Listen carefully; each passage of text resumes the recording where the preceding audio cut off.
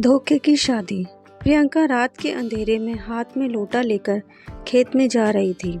प्रियंका, अरे बाप रे, कितना अंधेरा है, ये मैं कहाँ आ गई, कितनी बदबू आ रही है चारों तरफ से। तभी उसकी सौतन सावित्री ने उससे कहा, सावित्री, शहर की हो ना, इसलिए इतने नखरे हैं तुम्हारे, मुझे तो कब से ये सब करना पड़ रहा है। प्रियंका चुप हो गई। अंधेरे में वो और उसकी सौतन शौच करने के लिए बैठ गए।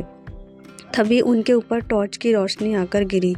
सावित्री और प्रियंका चौंक गई। प्रियंका, कौन है वहाँ? प्रियंका डर गई। किसी ने उसको इस हालत में देख तो नहीं लिया? उसे बहुत शर्म आई। बचपन से वो शहर में पली बड़ी है। उसने कभी नहीं सोचा था कि उसकी शादी गांव में होगी। लेकिन बेचारी को क्या पता था कि कॉलेज में उसे एक गांव के लड़के से प्यार हो जाएगा। वो पहले दिन कॉलेज गई और उसी कॉलेज में राजीव का भी एडमिशन हुआ था। राजीव भी कॉलेज गया। राजीव को देखते ही प्रियंका के दिल में घंटी बजने लगी।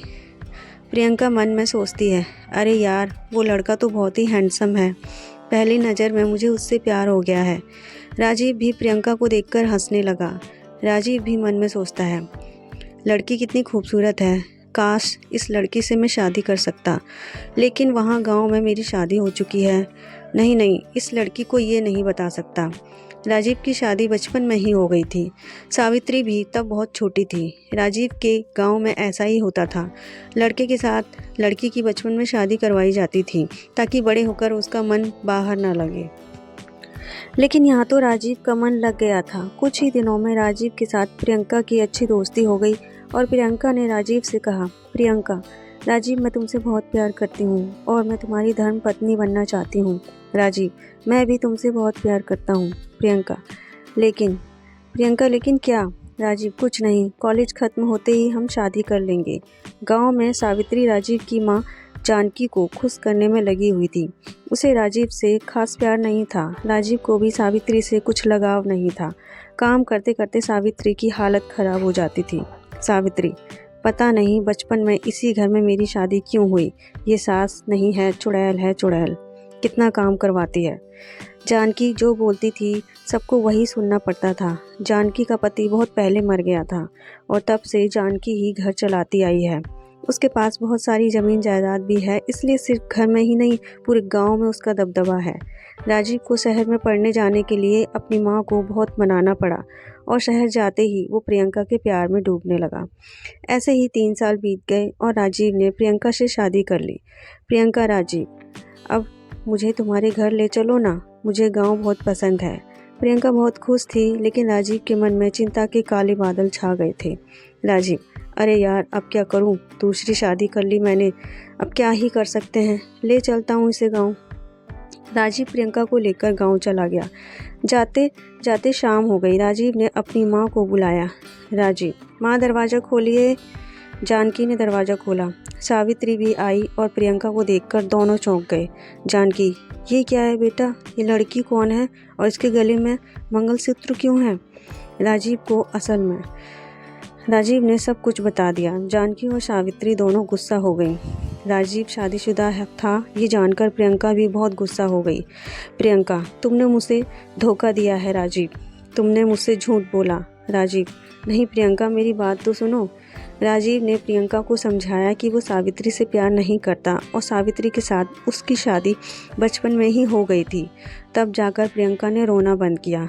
जानकी ने प्रियंका को स्वीकार कर लिया, लेकिन तभी प्रियंका का पेट दर्द करने लगा। प्रियंका, राजीव, तुम्हारा बाथरूम किस तरफ है? राजीव, बाथरूम तो नहीं है। प्रियंका, नहीं है मतलब? मुझे शौच करने जाना है। तुम लोग शौच करने कहाँ जाते हो? सावित्री, खेत में चलो, मैं तुम्हें ले चलती हूँ। ये सुनकर प्रियंका का जैसे हार्ट अटैक आ गया। प्रियंका, खेत में मतलब मुझे भी खेत में जाना होगा? सावित्री, हाँ, अब गांव की बहू बनकर आई हो तो इतना तो करना ही होगा, ये तो तुमको पहले ही सोचना चाहिए था। जानकी, बड़ी बहू, ले जाओ इसे खेत में। सावित्री प्रियंका को खेत में ले गई। चारों तरफ अंधेरा ही अंधेरा था। प्रियंका को बहुत डर लग रहा था। प्रियंका, मुझे बहुत डर लग रहा है दीदी। सावित्री, पहली बार है ना, इसीलिए धीरे धीरे आदत पड़ जाएगी। अब कपड़े उठाकर बैठ जाओ, शौच शौच खत्म होने के बाद इस लोटे के पानी से धो लेना। प्रियंका ने जैसे तैसे करके शौच कर लिया, लेकिन उसे बहुत ही गंदा लगा। वो दोनों लौट आए। रात को प्रियंका ने राजीव से कहा, प्रियंका सुनो, क्या घर में एक शौचालय नहीं बन सकता? राजीव, अरे नहीं नहीं, ये गलती से भी माँ के सामने मत कहना, वो बहुत गुस्सा हो जाएंगी। प्रियंका, लेकिन क्यों?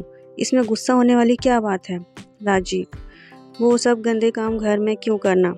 अब घर अपवित्र हो जाएगा, उससे अच्छा बाहर से करके आओ। ये सुनकर प्रियंका को बहुत बुरा लगा। तभी सावित्री वहाँ आई और बोली, सावित्री, अरे मेरी सौतन, कितनी मासूम है तू, इस गांव में ऐसा ही होता है। प्रियंका, दीदी क्या आपको इससे तकलीफ़ नहीं होती? सावित्री, तकलीफ़ तो होती है, लेकिन क्या करूं? छोड़ ये सब।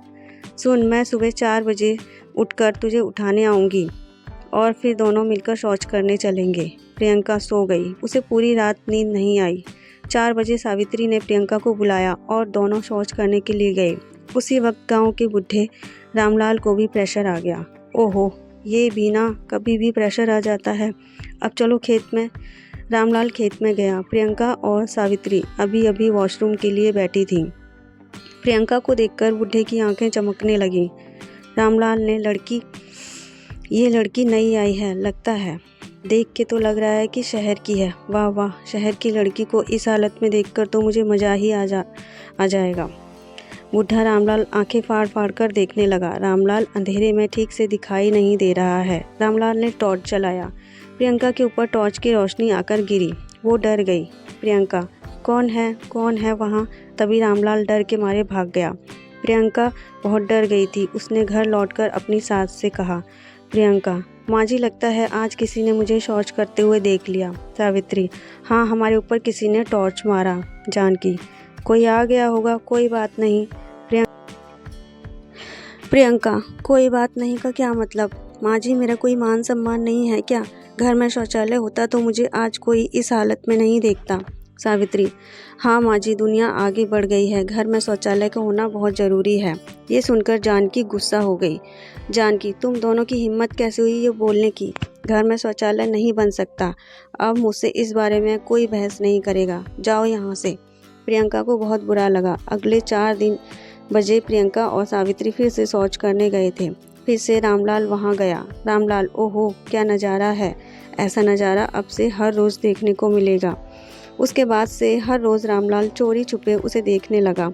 उसकी नीयत खराब थी। ऐसे ही दिन बीतने लगे। प्रियंका जब भी शौचालय के बारे में कहती, तब घर में झगड़ा होने लगता। राजीव, प्रियंका, मैंने कितनी बार कहा है कि माँ से शौचालय के बारे में कोई बात नहीं करना। मुझे भी पता है कि घर में शौचालय का होना बहुत ही ज़रूरी है, लेकिन ये माँ का घर है, वो जो बोलेंगी वही तो होगा ना। प्रियंका छुप छुप कर रोने लगी। सावित्री ने उससे कहा, सावित्री बहन, मुझे पता है कि ये तेरे लिए बहुत मुश्किल है, लेकिन क्या करें, हम औरतों को ये सब झेलना पड़ता है। चुपचाप सब कुछ मान लेने में ही हमारी भलाई है। प्रियंका, नहीं, मैं ऐसे नहीं रह सकती, मैं मायके जा रही हूँ। ये बोलकर प्रियंका घर छोड़कर चली गई। जानकी, जा रही हो ना? बस अब कभी लौट कर मत आना यहाँ। प्रियंका मायके चली गई। उसी दिन रामलाल ने एक फ़ोन खरीदा। रामलाल, कल सुबह मैं उस लड़की की तस्वीर खींच लूँगा इस फ़ोन में और जब चाहे देखूँगा। लेकिन प्रियंका जा चुकी थी। सुबह के 4 बजे जानकी को प्रेशर आ गया। जानकी शौचालय करने खेत में चली गई। तभी रामलाल वहाँ फ़ोन से तस्वीरें खींचने लगा।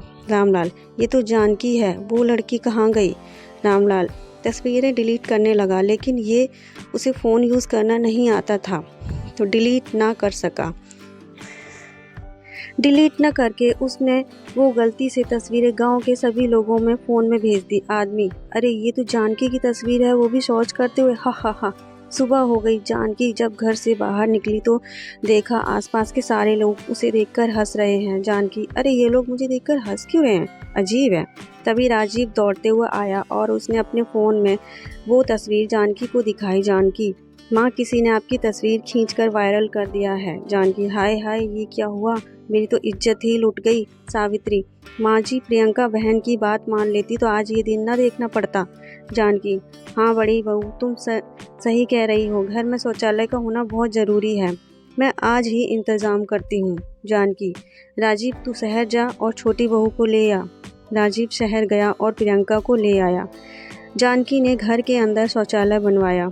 जानकी ने प्रियंका से माफ़ी मांगी। प्रियंका भी टॉयलेट देखकर बहुत खुश हुई। उसके बाद सभी खुशी खुशी रहने लगे। तो दोस्तों, आपको ये कहानी कैसी लगी हमें कमेंट बॉक्स में ज़रूर बताइएगा। और ऐसे ही हर टचिंग, इमोशनल, मोटिवेशनल, इंस्पायरिंग कहानियों के लिए हमारे चैनल से जुड़े रहिए और हमारे चैनल को सब्सक्राइब कर लीजिए। तो मिलते हैं नेक्स्ट वीडियो में। जब तक के लिए जय हिंद।